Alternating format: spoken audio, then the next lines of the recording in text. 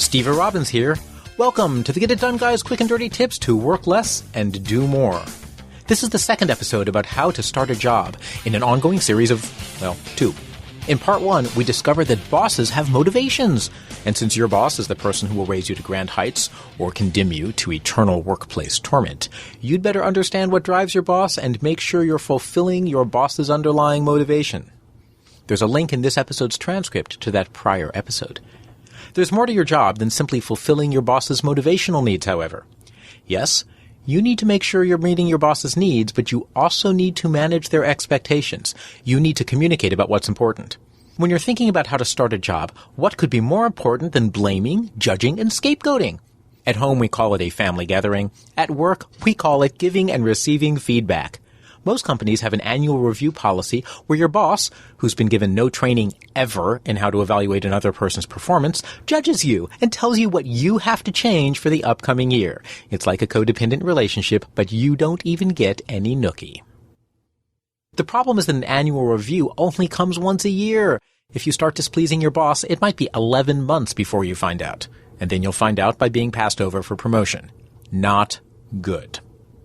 Early on, have a feedback discussion with your boss. Come to an agreement on the feedback preferences that work for you both.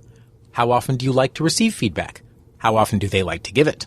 How sensitive are you to bluntness? How blunt do they like to be? Should your boss give unsolicited feedback, or do you want to initiate it? And if you want to initiate it, how often? And is your boss okay with that? If your boss doesn't care about these things, watch out. That shows they probably have poor people skills, which may well translate into poor ability to judge your performance. The feedback question has to do with how your boss gives you feedback, but there will be times when you disagree with your boss. Ask your boss, what should you do in those situations? Should you ignore the disagreement and simply submit to your boss's will? A boss I had once made it very clear. Input was welcome early in a decision, but once the decision was made, disagreement and feedback was not welcome. Should you raise the issue during the decision-making process? If decisions get made in group settings, or if your boss consults with you one-on-one about a decision, should you share your reservations and disagreements with your boss in a group, or should you do it one-on-one, or should you not do it? Lastly, ask your boss how you can best keep them apprised of your progress. This is a delicate question because it does double duty.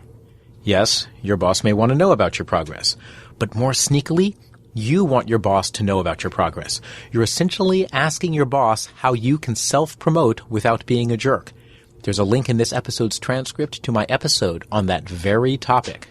You won't get promoted unless your boss is aware of your accomplishments. You're just asking how to make that happen. This is far more important than you think. If you spend your time head down doing your work, your boss may not notice you precisely because you're doing so well. The screw-ups require time and attention, but when you do well, it can be easy for bosses not to notice. Your boss may be your 800-pound gorilla, but there are other people who matter. And in large companies, that would be 2 people or more, decisions often involve multiple 95-pound gorillas in multiple departments. As you familiarize yourself with your new company's products and culture and markets, find out what decisions you'll be involved in and who else will be involved. Talk to them. Get a sense for how the decisions are made. Are decisions consensus-based? Are they made the same way every time, or do different people get involved? Whose opinions are especially valued? They may be a center of influence for really getting stuff done. The person with the impressive title, however, may be relatively powerless. Although we live in a mythical land of meritocracy, the reality is that the smartest, most capable person in the room, that would be you, still has to convince everyone else involved in a decision of the right course of action. Knowing who to convince and how will help you get listened to when the stakes are high and you want to make sure that you are the one who wins. Starting a new job is a happy-go-lucky endeavor, and it's easy to assume everything will work out as smoothly as it did during your interview. But you can take action to help ensure that things work smoothly. Make sure that you and your boss agree on how you like feedback. Know how to disagree with your boss. Put a self-promotion mechanism in place so your accomplishments get recognized, and suss out how decisions get made so you can accumulate great power, take over the company, and then hire me as your coach and consultant. My fees are quite reasonable by Fortune 50 standards. This is Steve Robbins. You can find this episode's transcript with a link to part 1 of this series at getitdone.quickanddirtytips.com. I'm an executive coach who helps top executives develop people policies that bring out the best in their team members. This January, join me for a webinar to learn from your past year and plan for your next year to be awesome. If you want to know more, visit steverrobbins.com/New Year's. That's STEVERROBBINS.com/New Year's. Work less, do more, and have a great life.